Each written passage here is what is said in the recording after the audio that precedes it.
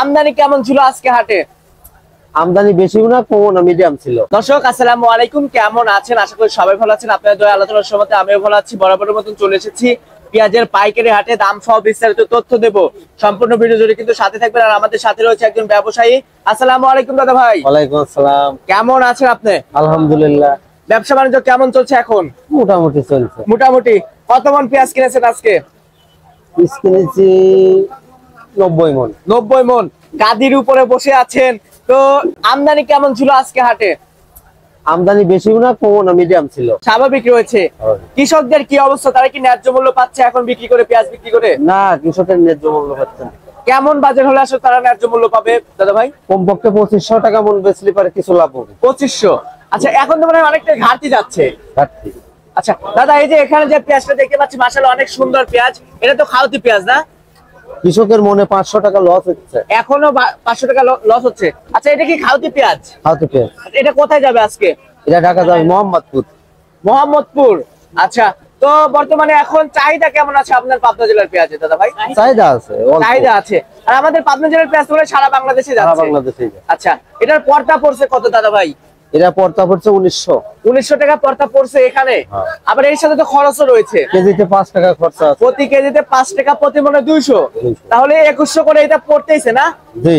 আচ্ছা, সবচেয়ে ভালো মানের যে পেঁয়াজটা রয়েছে, যেটা শ্যামবাজার এবং চট্টগ্রাম খাতুনগঞ্জ যায়, সেটার বাজার মূল্য কত আছে আজকে? 2100-2200। 2200-2200। ঢাকা শ্যামবাজার এবং আপনার হচ্ছে কারণ বাজার, শ্যামবাজার সবচেয়ে ভালো মানের পেঁয়াজ না? আচ্ছা, তো অনেকদিন তো ব্যবসার সাথে জড়িত আছেন, কি বুঝতেছেন দাম বাড়বে কিংবা কমবে, কি সম্ভাবনা রয়েছে আসলে? কাঁচামালের বিষয়ে আসলে অগ্রিম কোথাও বলা যায় না কি হবি না হবি।